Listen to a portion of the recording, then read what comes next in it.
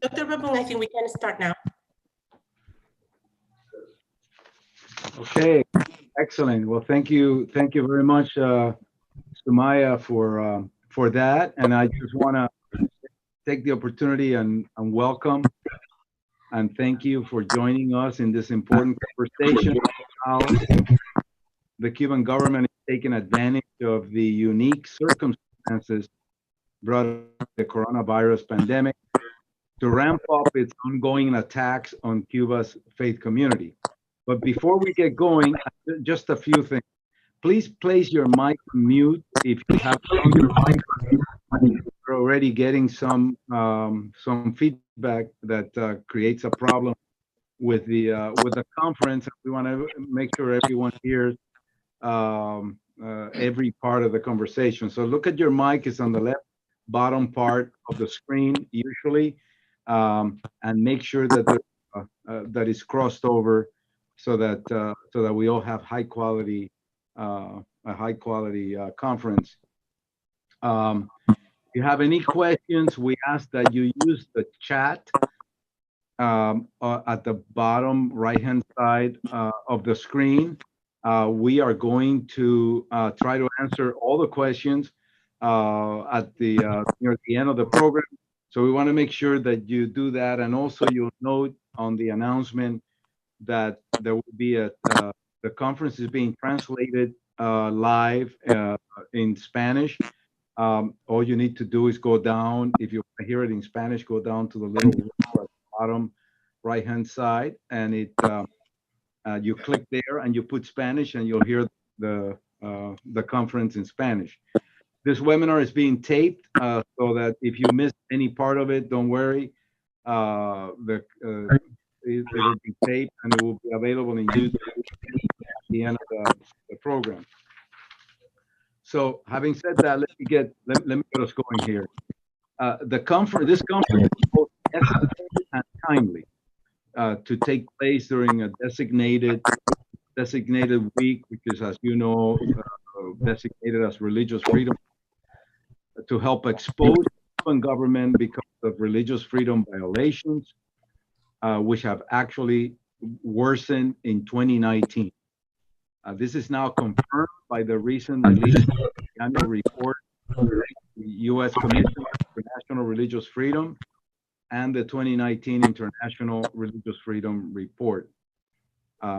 As the virus has spread throughout the island, aided in part by the government's own failure to take necessary measures, such as continuing to welcome tourists despite the demonstrated risk, it has caused terrible suffering, deepening the hunger and the poverty in already devastated Cuba.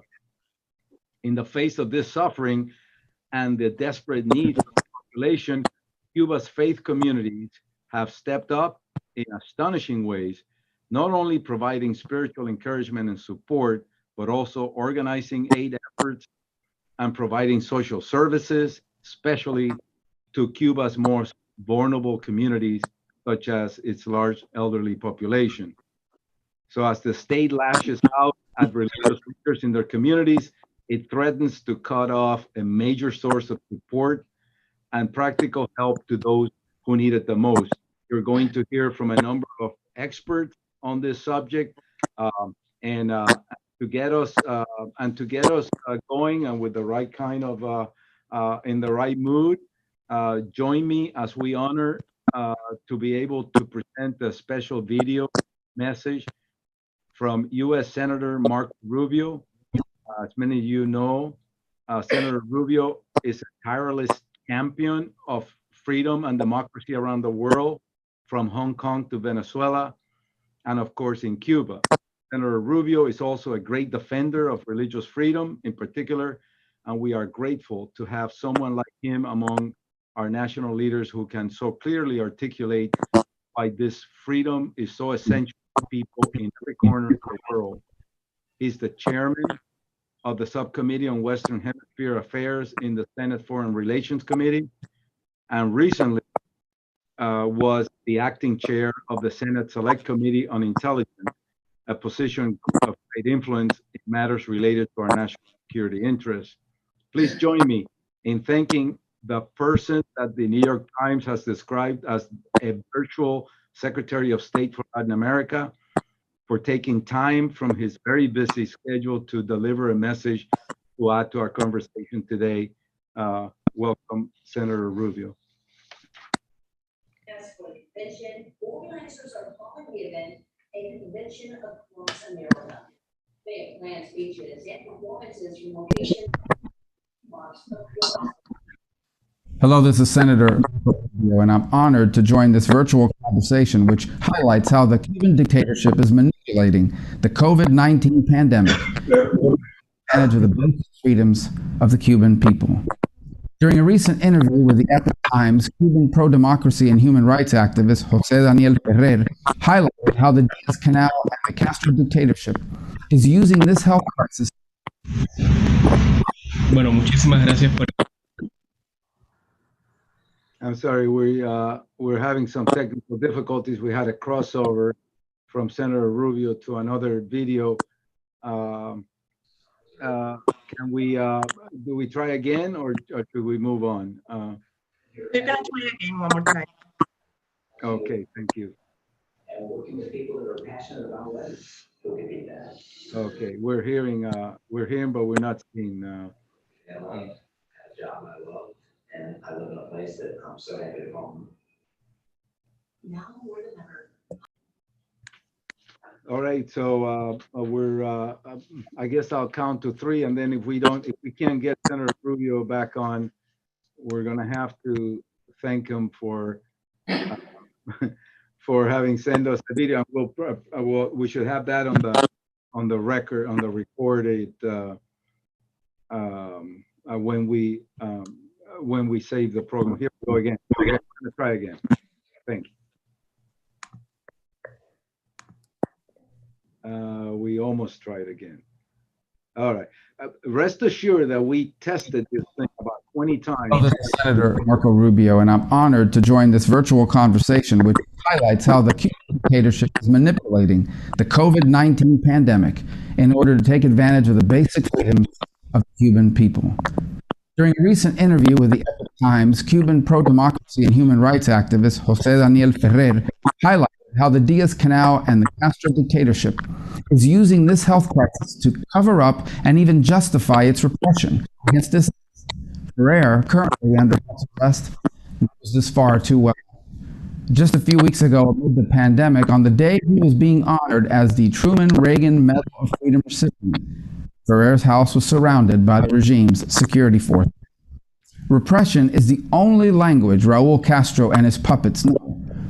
For far too long, the Cuban regime has used harassment, intimidation, and surveillance to repress members of the opposition and members of the church. Freedom of religion is a pillar that we as Americans uphold. Sadly, religious liberty is a freedom that goes against the communist Cuban regime.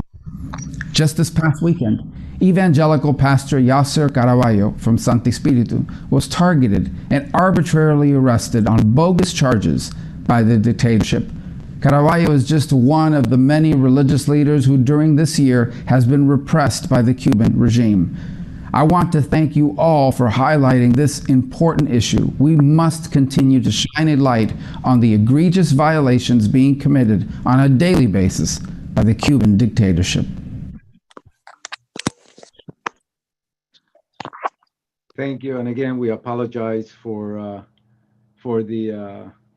the delay in the visuals over here. So now we're privileged to be joined today by Dr. James Carr, who's a commissioner on the U.S. Commission on International Religious Freedom, or USCIRF. Dr. Carr has extensive experience in higher education and in the private sector, and he serves on numerous boards, including the board of directors of World Christian Broadcasting, where he has served for more than 20 years. In 2005, Dr. Carr was nominated by President Bush and confirmed by the Senate for an appointment in the National Security Education Board. As a commissioner, USCIRF, Dr. Carr has been taking an active interest in Latin America. As a Floridian, we also want to note his strong Florida ties. Dr. Carr served as an administrator at Florida State University. Go Seminoles. And he also served, received his PhD from there.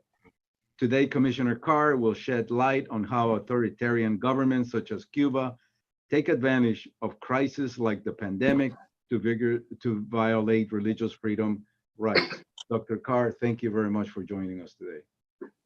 Thank you, Teo. So good to be with you. Good morning, everyone. Thank you to the outreach aid to the Americans for convening this event today. Senator Rubio mentions it's important that we continue to shine a light on the religious freedom abuses in Cuba. I am Jim Carr, a commissioner on the United States Commission on International Religious Freedom, commonly called USERF, and I'm happy to have the chairman of our commission on the Zoom call with me today, Chairman Gail Manchin. As a native Floridian, on the IRF meetings briefly. As a native Floridian, I have been a follower and admirer of Senator Rubio's for many years. Appreciated his comments this morning. For those of you who aren't familiar with USERF, we're an independent, bipartisan U.S. body dedicated to promoting the universal right to religion, freedom of religion, and belief around. We monitor religious freedom conditions abroad using international standards. Under our mandate in the International Religious Freedom Act, or IRFA, we issue a report each May 1st with recommendations to the President, the Secretary of State, and Congress. Our most recent report was issued in April this year and focuses on the worst of the worst religious freedom violators. In our report, we recommend that the State Department again place Cuba on the special watch list for engaging in severe violations of religious freedom. Before we discuss Cuba specifically, I'd like to start by highlighting the ways that COVID-19 has impacted religious freedom globally. Since the outbreak of the pandemic, many national and local governments have raised the question of how far religious freedom can be limited in the name of fighting the coronavirus. Crises require decisive government, but government often uses the crisis to encroach on individual freedoms or target minority groups. International law provides useful guidance for governments in restricting religious freedom in the name of public health.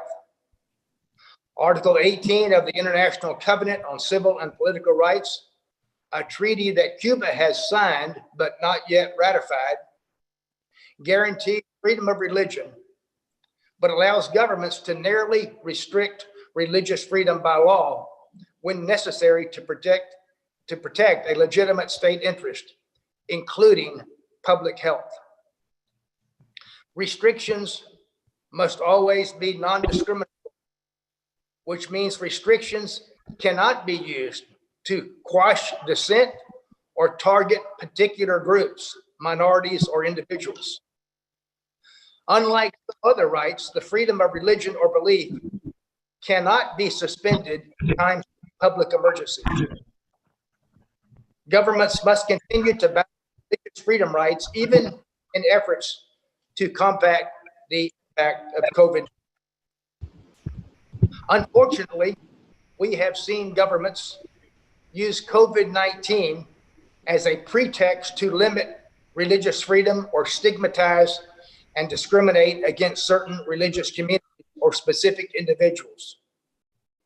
We have heard concerning reports that religious minorities from around the world have faced discrimination, including an uptick in hate speech directed at these communities. In many countries, governments have failed to protect vulnerable religious communities. In particular, Muslims in India and Cambodia, as well as Muslims in Pakistan, have faced increased stigmatization because some of the earliest patients to test positive for COVID-19 in those countries can be found in those communities. As will be discussed today, the Cuban government has simply used the coronavirus as a smokescreen to harass and target religious groups. In our 2020 annual report, we document the Cuban authorities' ongoing harassment of religious leaders, religious freedom activists, and independent journalists reporting on religious freedom. A common pressure these groups police and detain. As mentioned by Senator Rubio, harassment continues amid the pandemic, which is particularly concerning given the heightened public threat. A related concern I'd like to raise is religious prisoners of conscience. USCIRF has urged governments to release all prisoners held because of their religion or belief as part of their efforts to contain the virus. Under human rights law, states must take steps to prevent threats to public health. However, in many countries, it's virtually impossible for authorities to follow public health guidelines to tackle the virus within crowded prisons. This is particularly true in Cuba. Cuban prisons are overcrowded and frequently lack sanitary conditions. USCIRF has called on the Cuban government to release all religious prisoners, including Pastor Miguel Ramos. It's been in prison for over a year for simply homeschooling children based on his concerns regarding Cuban schools' promotion of socialism and atheism. And the independent journalist who covered his trial is also now imprisoned, simply that trial. I'm also concerned for 2 religious prisoners of conscience, or RPOCs, in other countries that I have adopted through USCIRF's RPOC project. Pastor A. Dow is a Protestant pastor currently serving a 5-year prison sentence for fabricated charges in Vietnam after attending a conference on international religious freedom. In 2014, Deacon Zhang Wanxi was kidnapped from China by North Korean agents for ministering to North Koreans visiting China. He is now serving, believe it or not, a 15-year sentence in North Korea. Neither of these men should have been imprisoned in the first place. So I call on the Vietnamese and North Korean governments to immediately release Pastor Dow and Deacon Zhang. As the pandemic continues, we must continue to monitor its impact on religious freedom. The virus does not recognize religion, and it should not be used as an excuse to discriminate against religious communities. Instead, governments must stop harassing religious minorities and unite against the virus. This holds particularly true for the Cuban government. Thank you, and I look forward to the important discussion here today. Thank you very much.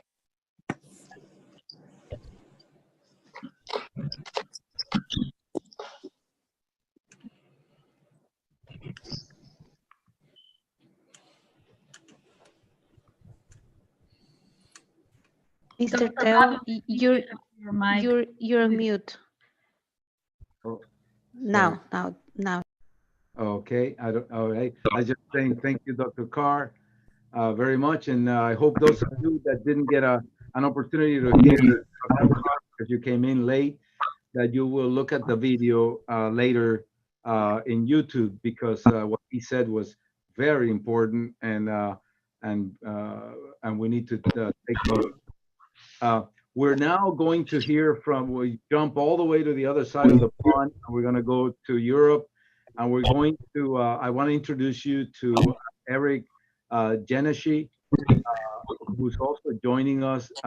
Eric, who directs the Latin America program at Civil Rights Defenders, which is a human rights and advocacy organization based in Sweden. Eric has worked to advance democracy, not only in Latin America, but also in Eastern Europe and the Balkans. And he's also worked with as a journalist in Brazil. Eric will speak more about the recent survey conducted in Cuba by civil rights defenders, showing the increase in human rights violations since the start of the pandemic. Thank you very much, and good afternoon or good night to you. Thank you very much, Theo, and to the rest of the team of the Outreach Aid to the Americas. It's really a pleasure to participate in this panel, and thank you very much, Commissioner Jim Clare, for a very interesting statement. I have a brief presentation to use. Oh, excellent! So you've already got it there. Super. Then I will just say beep or something when. Excellent. Stay there. So, Civil Rights Defenders is a Swedish-based international human rights organization with partners in we work in 4 or 5 continents and have programs in some 30 or 40 countries. So it's a rather big organization, and one of our countries focuses on Cuba, and we also work substantially in Venezuela and will start working in Colombia this very month. So our program focuses on human rights defenders and their security and capacity and possibility to have impact on the situation in the respective countries. So when the pandemic hit Cuba in March, we started following, of course, the partners and organizations that we work with in the country to see how the pandemic was affecting them. And then in late April, early May, we made a survey among 25 Cuban human rights defenders. 12% of those, that is 3, residing as outside of the island, and the rest inside the island, in order to find out how the pandemic was affecting them. And I just added another of names there, just so that you can see that we work with defenders, Cuban defenders that has names and that are in the list, and they're not anonymous. So that was the only motive for that. But please go to next. And then we asked them a lot of how the pandemic had hit the country and how they saw on the citizens' response to the government's response to the crisis. And it was we found out a lot of interesting results, among others that 56% of the respondents, of the defenders, said that the citizens accused the government of mishandling the crisis. Already, this is early May. And 48% of the people are more afraid of criticizing the government than before, which shows that they felt rapidly that the government's response to the crisis was increased repression. Their impression is also that basically all Cubans distrust the government and do not believe that the government's efforts has been effective. There is an echo going on. I don't know if there is anybody maybe having their microphone on.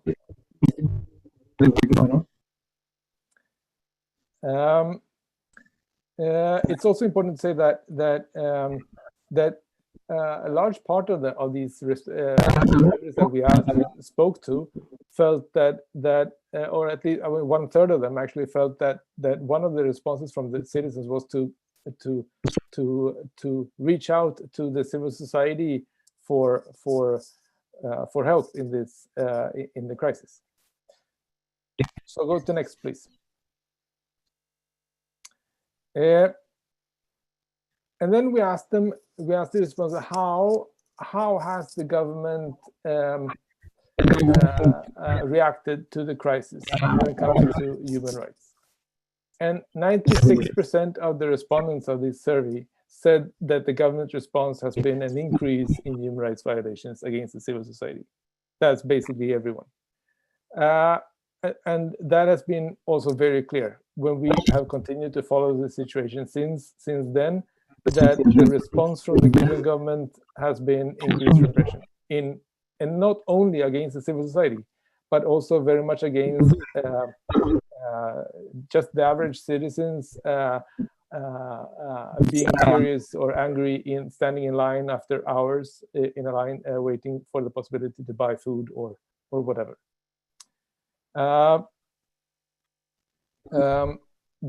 These human rights defenders that we asked the respondents, 52% of them said that they have continued working as before, which is important, of course, although the situation has deteriorated. And 36% of them, a bit more than a third, said that the government has tried to control the civil society, but has not really succeeded in that. So please go to next. And then we asked them what kind of human rights violations have increased. How has the government responded to the crisis when it comes to human rights? And the most common answer is, of course, arbitrary detentions, threats from the authorities of using the law 1970, which is a law that limits the possibility of Cubans to express dissent on social media or other media or internet platforms. 96% say that the threats in general have increased, and harassment and accusations has been increasing a lot as well. And as you see, and these were only the responses that more than 50% of the respondents said had increased. So one can easily say that there has been a broad attack against the civil society, where the Cuban government has been using all the tools in the toolbox. And this was early May. So since then, it has, of course, continued to increase, and the number of political prisoners has also increased. You can go to next, please. So then I have two more brief slides that shows how these defenders describe the changes and consequences in the Cuban society. And what is important is that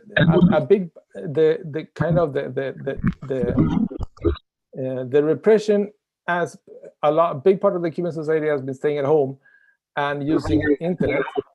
The civil society has learned how to use internet in new ways and new important ways, and we see that every day.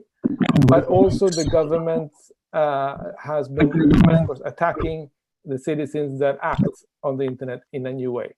So basically, the whole conflict between the civil society and the government has moved to the internet, as people have been staying more in their houses than before.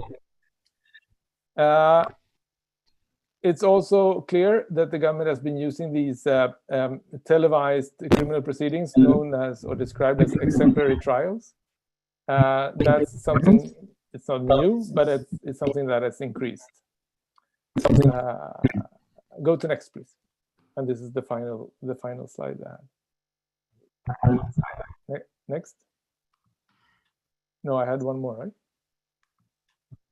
right? This one. The one that says this one.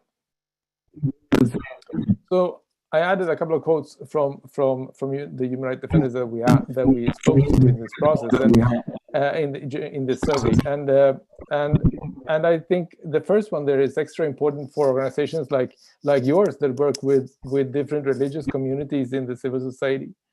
And one of the respondents said that the situation, this new situation that has come up, it also establishes or gives an opportunity for solidary networks to focus on humanitarian work, something that the civil society has not done enough before, especially not the human rights community have not worked enough in humanitarian work.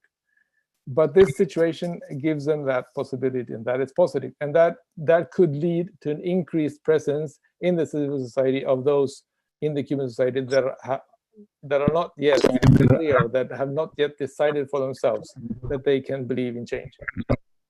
So the crisis gives civil society the possibility to present to the citizens a path to change. And I think that is something important.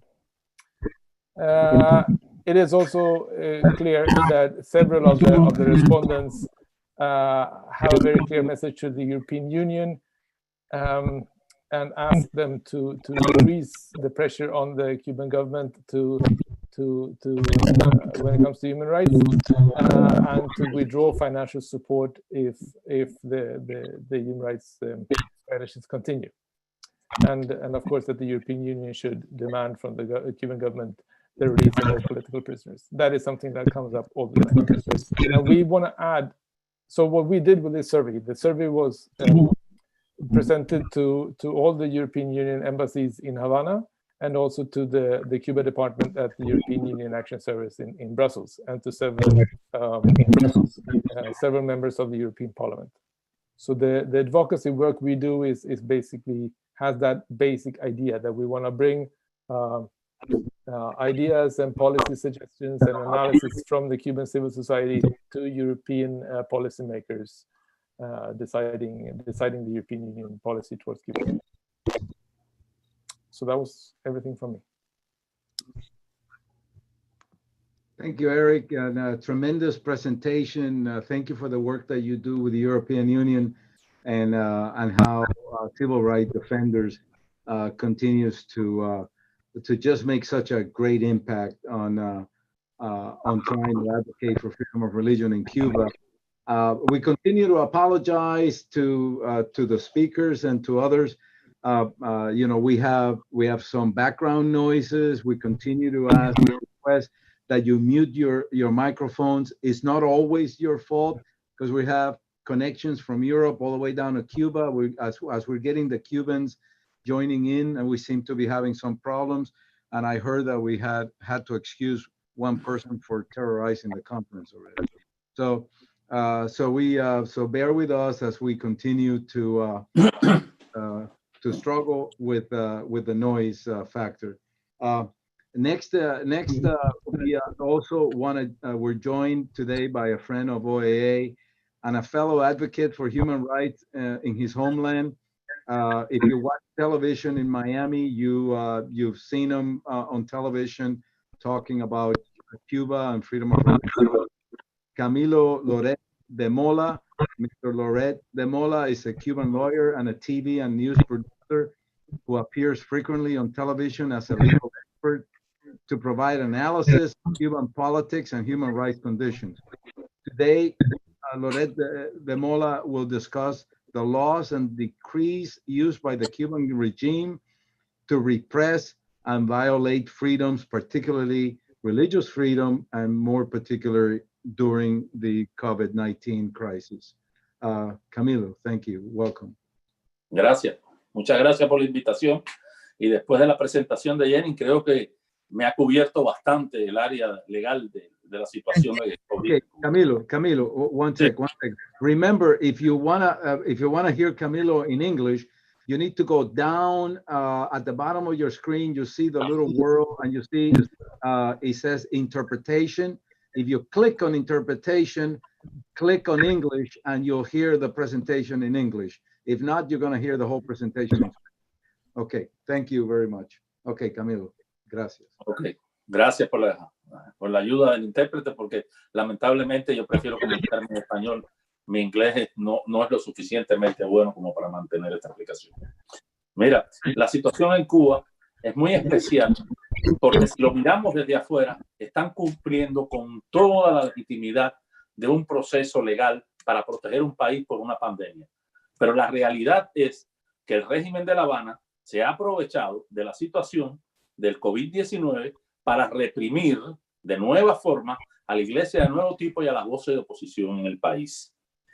Ellos están buscando presentarlos como antisociales, no como opositores o como personas con criterio propio, sino como personas que se han dedicado a no cumplir las normas elementales de salud, como protegerse la boca con el tapabocas nasobuco, como no salir a la calle en horario de toque de queda o como de no regular la distancia entre personas.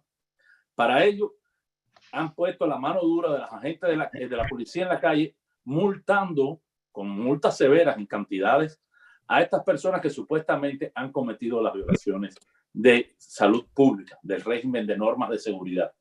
Y estas sanciones elevadas que se realizan en juicios sumarísimos, unas veces el propio policía el que pone la multa, otras veces lo llevan a unos tribunales de tiempo de guerra que han incorporado en los diferentes barrios, implica también la amenaza de una prisión, de una condena de cárcel para estas personas.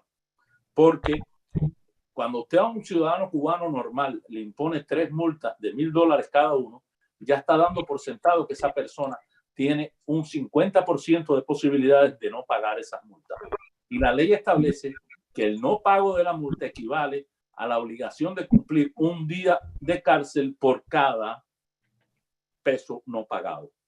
Miren, las represiones están llegando al punto que se han organizado actos de meeting de repudio como este que estamos viendo en pantalla, represión en las calles, obligación a las personas de decirle que no pueden salir de sus casas, todo porque tengan un criterio diferente.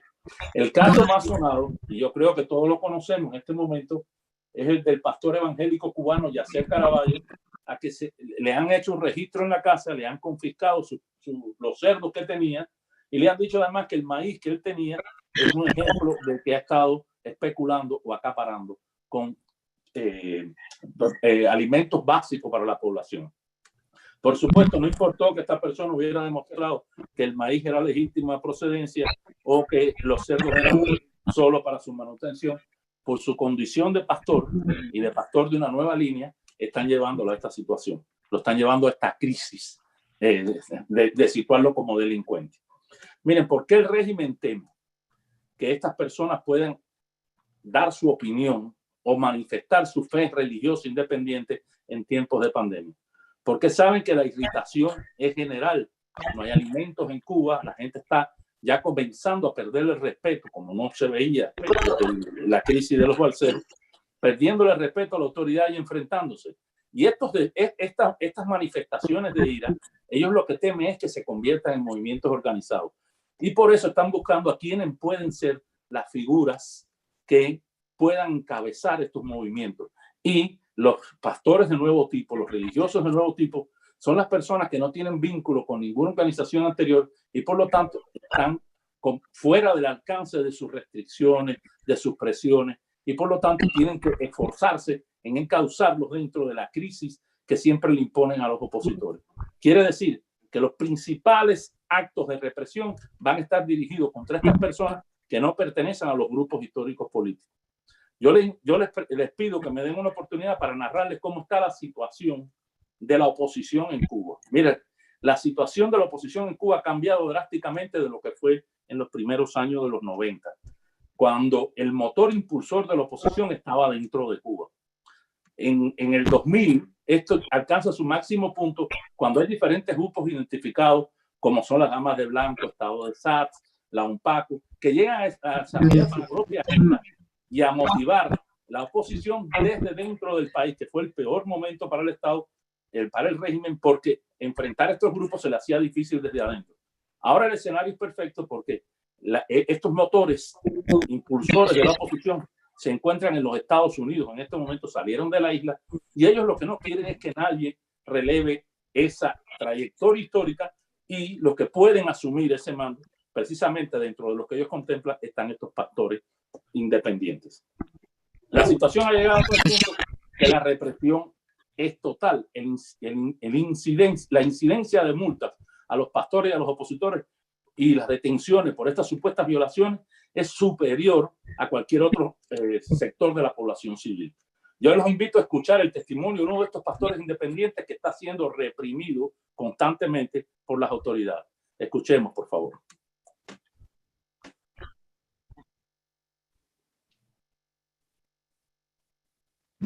Dios le bendiga. Quien le habla, el apóstol, pastor Joel Demetrio, presidente de la Iglesia Misionera en Cuba, presidente y fundador de la Fundación Misionera Cubana.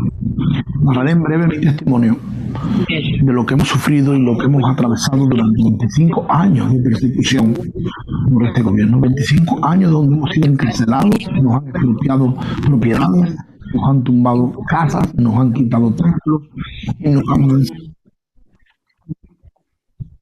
sellado por el solo hecho de pensar diferente y no aceptar otra ideología que no sea la del cristianismo, la fe en nuestro Señor Jesucristo.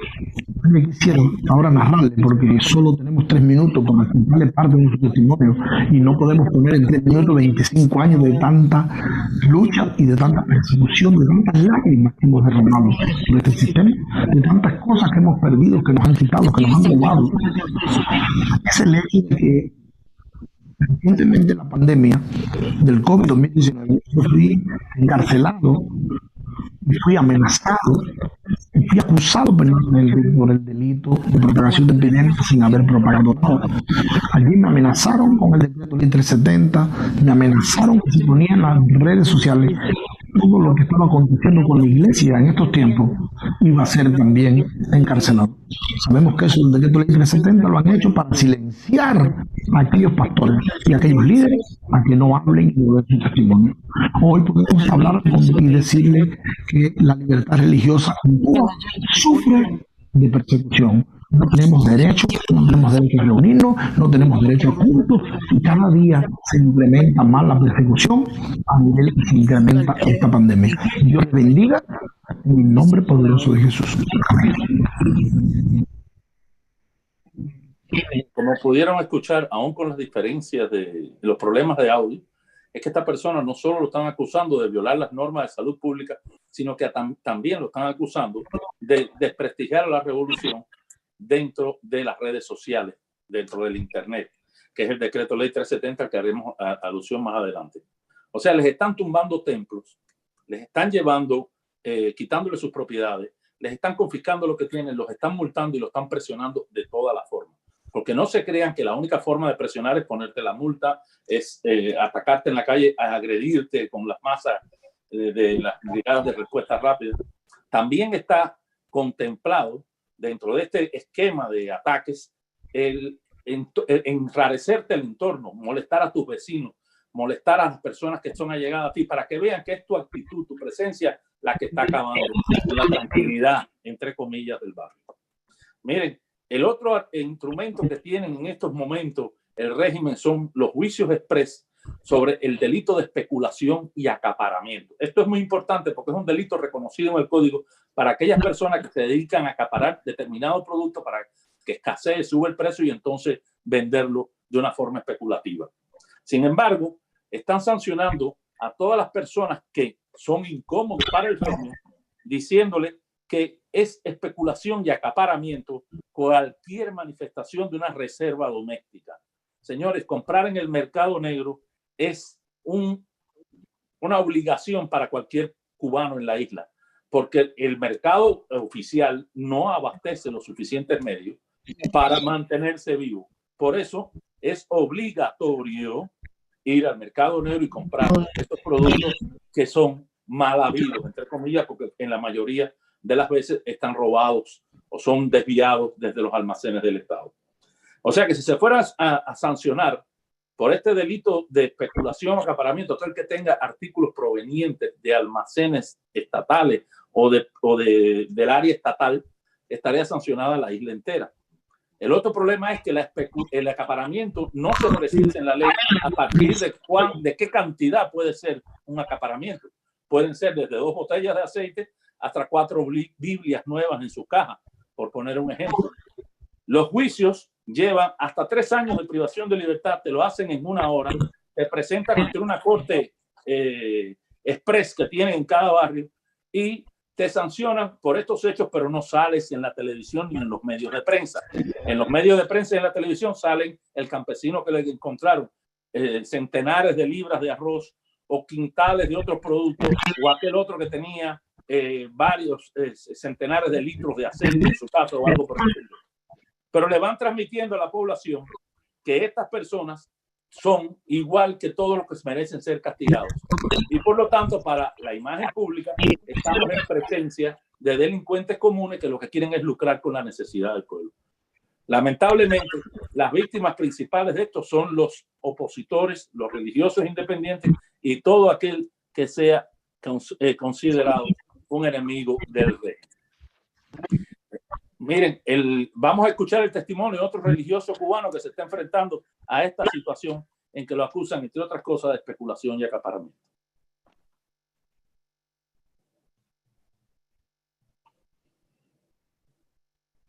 Decretos como la ley 370, que no permite que las personas puedan informar y puedan relatar y comunicar lo que pasa en la nación, y son multados no menos que con 3.000 pesos, casi la mitad del salario promedio de un año.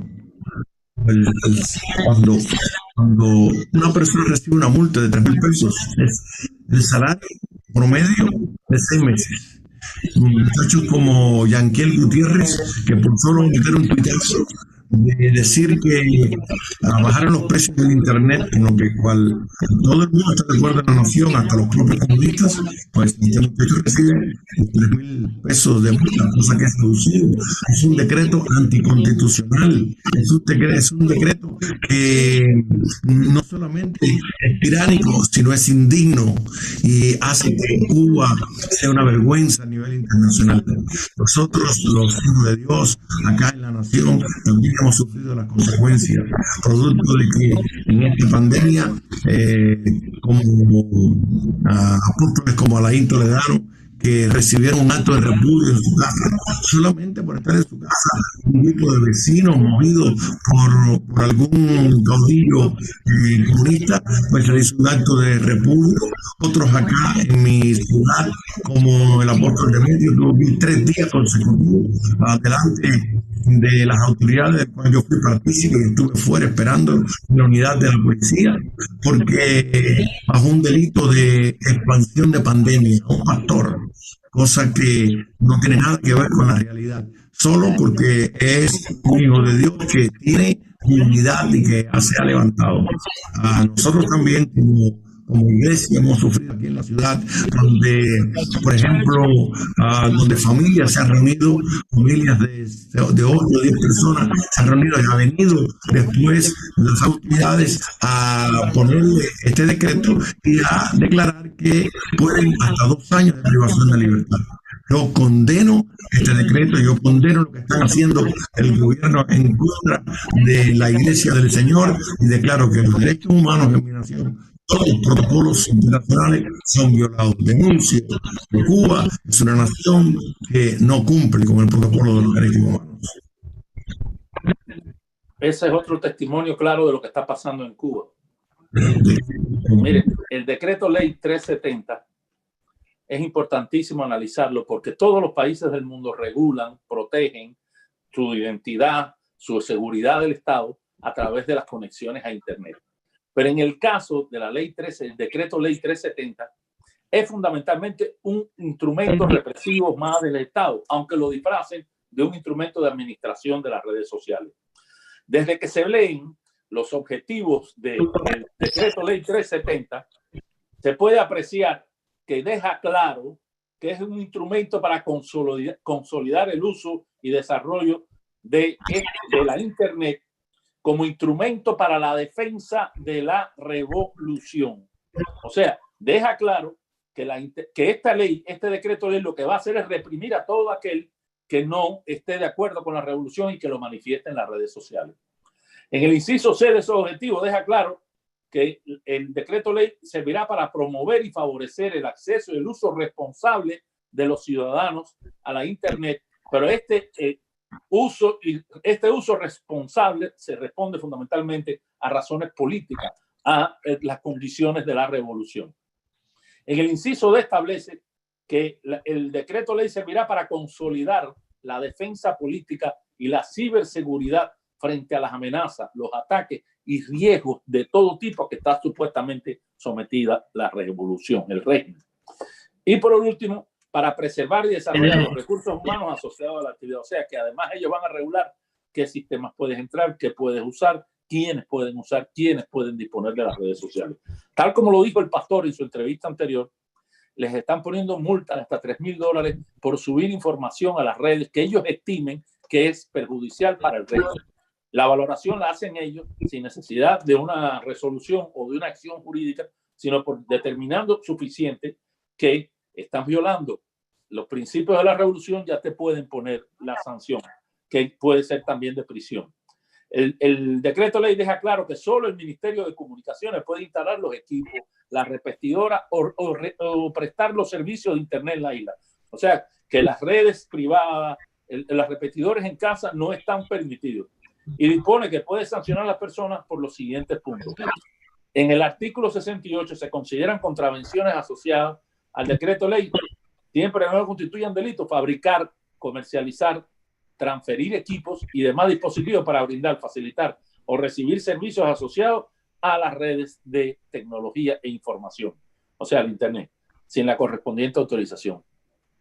Los que hospeden un sitio en servidores ubicados en un país extranjero, que no sea como espejo réplica del sitio principal en servidores, también serán sancionados y están considerados como violadores. Los que difundan a través de las redes públicas de transmisión de datos informaciones contrarias al interés social de la moral, las buenas costumbres y la integridad de las personas, pero no especifican, o sea que está a la decisión de ellos. Las sanciones que imponen son multas de hasta $1,000 a $3,000 para las personas naturales y de $3,000 a $10,000 a las personas jurídicas. Además, se le pueden confiscar los equipos y cerrarles la licencia para operar en las redes. Esto está vigente desde el 4 de julio del 2019 y no se crean que solo funciona por una revisión en las redes sociales. Hay muchísimos testimonios de youtubers, de influencers, de personas que salen a la calle con su celular y son perseguidos, acosados por agentes de la seguridad para que ni siquiera tomen video de la calle, no graben a los militares, no tomen imágenes de ellos. O sea que no es solo controlar el tráfico en las redes, sino impedir inclusive que con sus celulares graben videos en la calle. La denuncia presentada ante la ONU por Prisoner Defenders recoge el testimonio de al menos 33 víctimas de esta presión inusual a través del decreto ley 370. El sistema ha elaborado un plan por el que llevan a prisión a los implicados porque, por supuesto, como les expliqué, si no pueden pagar las multas, los obligan a cumplir un día de prisión por cada peso que no han pagado. Miren, la única forma de detener esto es denunciándolo en todas las redes. El régimen le teme como nunca a la Internet porque ha sido la primera vez que traspasando la frontera de una manera simple se han conocido las violaciones constantes, los ataques constantes a las libertades y a los derechos humanos de las personas. O sea que nosotros tenemos como cubanos del exilio dos misiones fundamentales. Me refiero a las personas a las que estamos ligados, sobre todo en los medios de comunicación. Una es tratar de que se recupere ese motor impulsor de la oposición dentro de la isla, para lo que viene perfecto y tiene todas las condiciones, los líderes religiosos independientes que hay en la isla. Y la segunda es convertirnos eco de todas estas represiones para que no pasen con ese disfraz que le pone el régimen de que son normas administrativas elementales de cualquier estado. Son represivos en esencia. No hay un juicio justificado contra una persona que tiene 4 Biblias en su caja. Eso no es especulación ni acaparamiento de nada.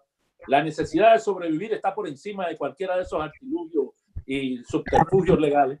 Y por lo tanto, el papel de nosotros desde acá es desde ahora mismo decir que aun cuando el régimen siempre piense en dinero, antes que todo también está pensando en reprimir violentamente a su pueblo. Y entre su pueblo también a los líderes religiosos de nuevo tipo. Un movimiento que ha surgido sin control de ellos, a los que no tienen manera de controlar y que los tienen muy preocupados. Así que nuestro apoyo solidario a los líderes religiosos es una de las cuestiones fundamentales. Por mi parte, he terminado. Perfecto. Bueno, muchísimas gracias, Camilo. Tremenda presentación. Very informative. I hope you all had a chance to go to the English part if you couldn't understand Spanish. Camilo, I want to tell you, it touched my heart to see you introduce some brave Cubans that are willing to go public to expose the government for the violations using this decree law 370. They have literally placed themselves in jeopardy of immediate jailing or worse by coming to us today. So I thank you very much for doing that, and we applaud and we pray for those brave Cubans that you introduced here today to us. I'm sorry that we were not able to hear their presentations very clearly later during the during the YouTube copy. I hope that we can hear him better. Finally, and I know we're running out of time, but finally, I want to introduce you to Morgan Lee, who is, I'm really excited. Morgan Lee comes to us from Christianity Today magazine. Morgan has reported on religious freedom around the world, and she has recently been reporting on how churches and the Christian community are responding to the pandemic. She brings an important perspective as a journalist. As we know too well, independent, brave journalists are frequently targeted by the Cuban regime.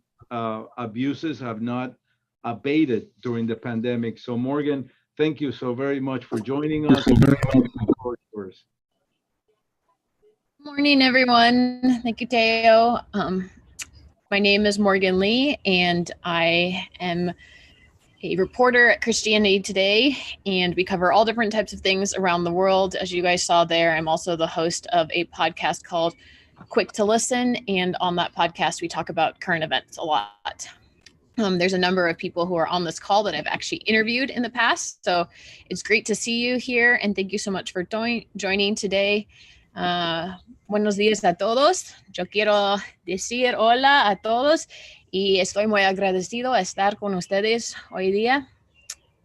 Today, I wanted to talk about journalism in Cuba right now. And I wanted to start with a story that many of you guys may be pretty familiar with right now, which is the story of Yoé Suarez, who is an independent journalist. And that essentially means that he exists outside of the state journalistic apparatus, which is how a lot of journalism works in Cuba. So I'm just going to give you a brief summary of what Yoé's story is, and we're going to watch a video that was submitted that kind of details what has been going on in his life in the past couple months. So Yoé is someone who has worked with a number of non-state media outlets in Cuba for the past 6 years, and he has written about human rights, freedom of religion, freedom of conscience issues, and he's followed very closely, for instance, the arrest, trial, and imprisonment of several Cuban pastors who were thrown into jail last year after they refused to send their children to some of the government-run schools. You can find his work at Diario de Cuba, Newsweek, and he's just, over the years, as he's accumulated these bylines and done this type of reporting, he has just had a lot of run-ins with authorities, as is very typical for if you are a someone who works as an independent journalist.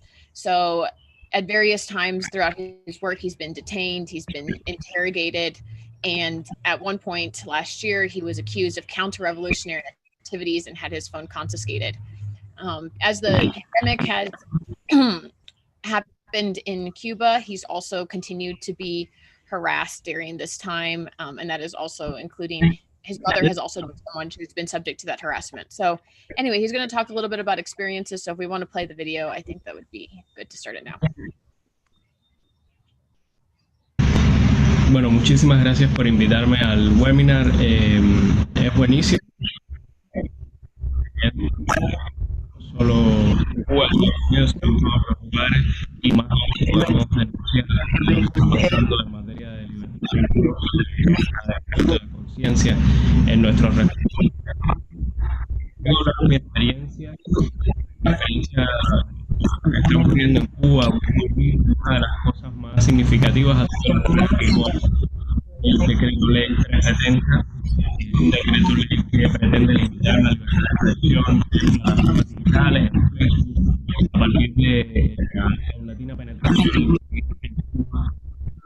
cada vez más conectadas a redes sociales para denunciar lo que ven,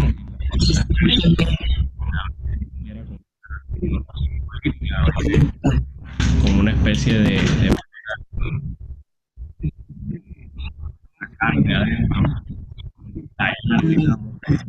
misma presión social que genera el ambiente social en Cuba, y en mi caso específico no he sido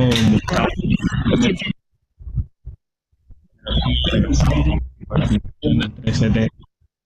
El 5 de abril de este año, parte de gente del Estado que y me interrogaron.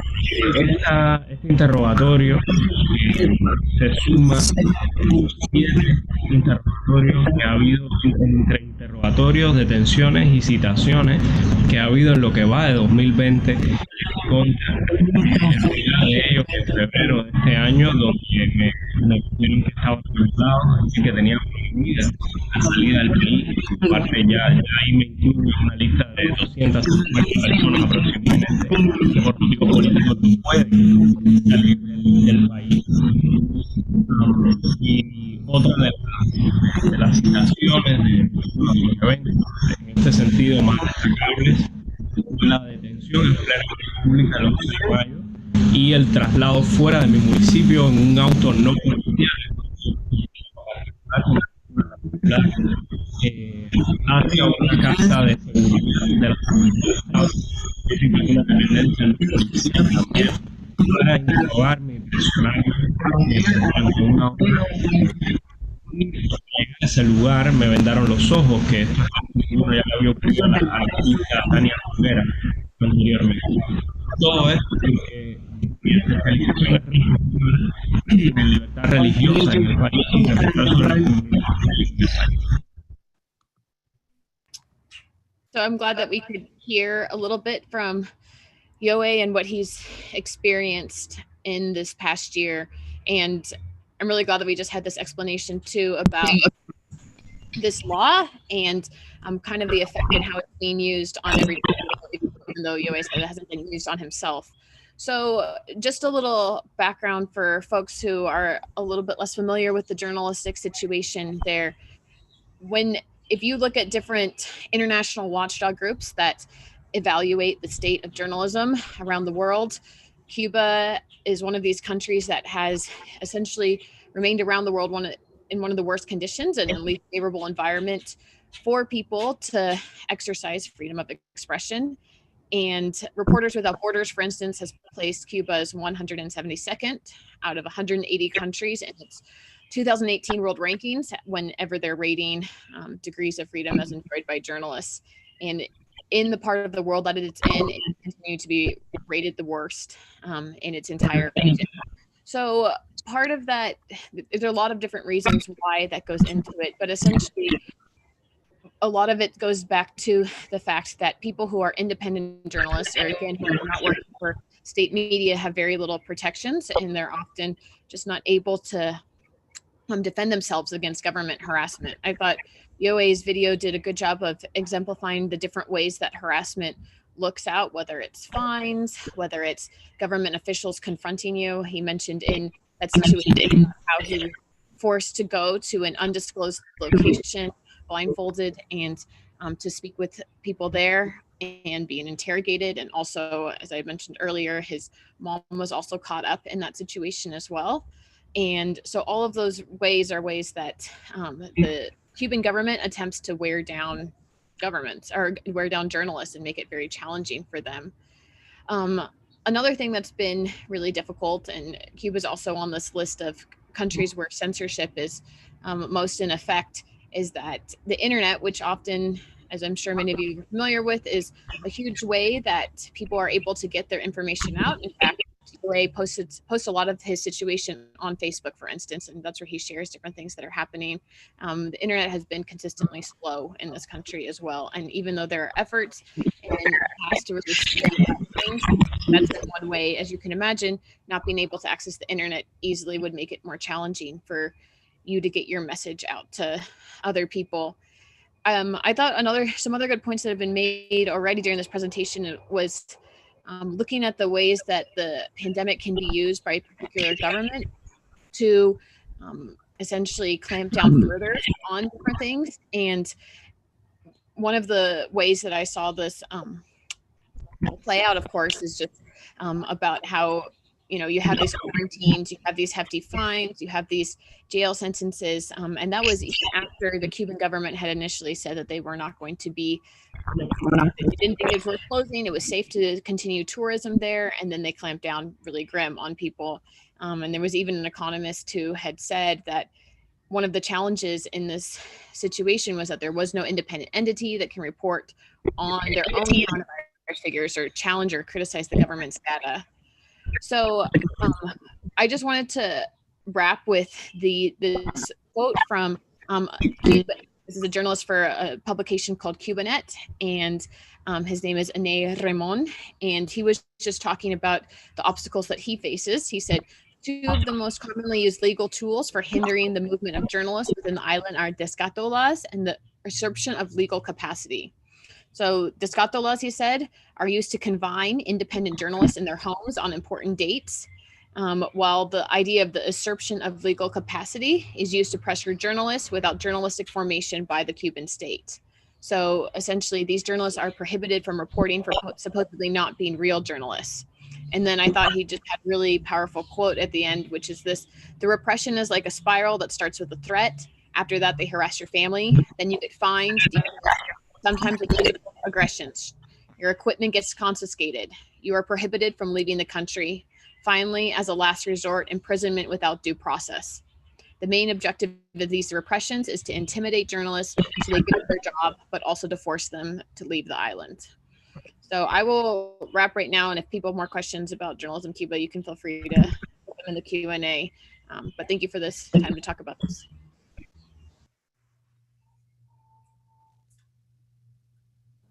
Thank you very, very much, Morgan. And again, apologies for the video fiasco today. We apologize for that. Listen, we are over time. I'm going to make an executive decision to honor your time because we promised this would be a 1-hour webinar. We're over time, so I'm going to limit the questions to 2 questions. So I'm asking Mari Carmen Estrada to give us the questions and answer. And again, I'm asking you to please mute your microphone. We've had a very bad experience with the background noise in this conference. So Mari Carmen, could you please do that? Limit it to 2 questions, please, only. Okay, thank you, Theo, Dr. Babun. We have heard excellent and very informative presentations. Now we're going to have a short time for questions. I will direct the questions we have to the different speakers, to whom I respectfully request to answer briefly. And the first question we had it on the chat. Someone from Cuba is asking, how can we establish an NGO within the island to fight for these rights? So just to honor someone that has posed this question within the chat, maybe Dr. Babun can answer this. Well, I'll try to do that, but I think I'm going to yield to Camilo, who is our legal expert, to do that if he understands what's going. I don't know, Camilo, if you're hearing this. ¿Me puedes repetir la pregunta? Sí, Camilo, la pregunta es que cómo se puede desde la isla establecer una ONG, una organización no gubernamental para pelear por estos derechos, es lo que pregunta alguien desde Cuba. No están permitidas, aun cuando la ley concibe que pueden inscribirse ONG, lamentablemente el trámite nunca llega a buen puerto en el Ministerio de Justicia, en la Oficina de Registro de Sociedades. Te aceptan la documentación inicial, pero nunca te dan respuesta.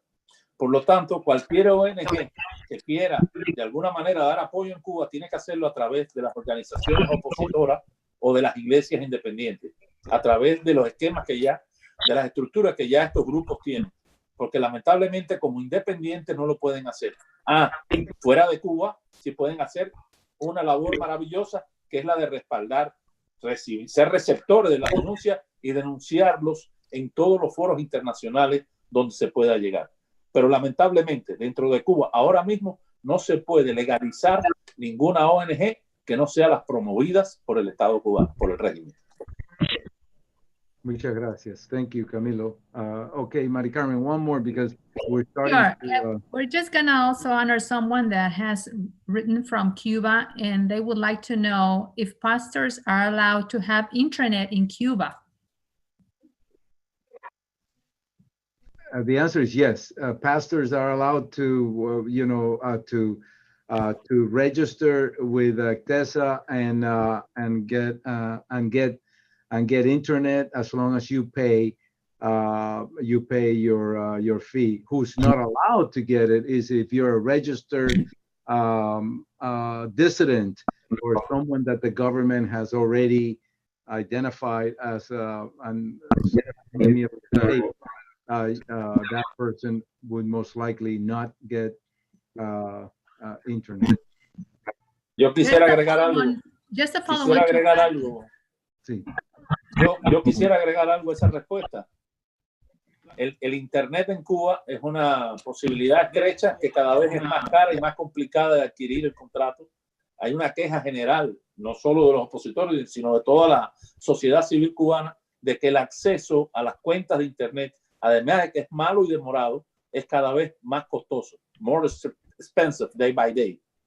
Esa es una situación que existe, aunque comparando el Internet de ahora con lo que había hace unos años, el cambio es drástico, fundamental para el pueblo cubano. Thank you, Camilo. We have several questions within the chat that we can address through email later. So because we don't have much time, we'll just yield to Dr. Babin to finalize the conference, and we'll get back to you with answers. And I'm really sorry. We will next time we'll schedule a longer conference, or we'll have less speakers. I don't know. But really, thank you for your interest. In case you missed the takeaways from this excellent group of speakers, I just want to summarize. Have an opportunity to summarize some of the conclusions from our various speakers: Dr. James Carr, Eric Geneshi, Camilo Loret de Mola, and Morgan Lee, all of which gave excellent presentations, and they also introduced a number of Cubans who were very brave to be on video for us today, as well as U.S. Senator Marco Rubio. A brief summary of some of the very important points. The government of Cuba is using the crisis situations such as the pandemic to restrict religious freedom. They're using an excuse to harass and discriminate religious leaders. The U.S. Commission on International Religious Freedom has called for Cuba to release all of the religious prisoners that exist in the island, as well as make that petition from different countries. From civil rights defenders, we heard that 48% of the people that they polled in Cuba are more afraid today of criticizing the government than they were before the pandemic, and that 96%, almost 100% of those that they interview say that there has been an increase in human rights violations against civil society in Cuba since the pandemic. We heard from Camilo that Decree Law 370 is one that is dangerous because Cubans are being apprehended and taken to quick trials that last no more than an hour for speculating and for hoarding, and that is they're giving them as much as 6 years in prison for those two charges. Also, we heard that the opposition and independent religious groups have been held up and constantly harassed while taking public transportation on the pretext that they did not respect the curfews or travel restrictions. And one other last point, are being detained and charged with spreading epidemics and illicit enrichment, ostensibly related to church activity.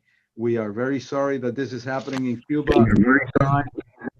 That we bring attention to this, and we are very thankful that you were able to join us at this seminar. Thank you, all the speakers. Thank you for coming. And please remember that the webinar is being taped, and you will be able to access it in YouTube later today at the OAA channel. Thank you very, very much for coming. Have a good day.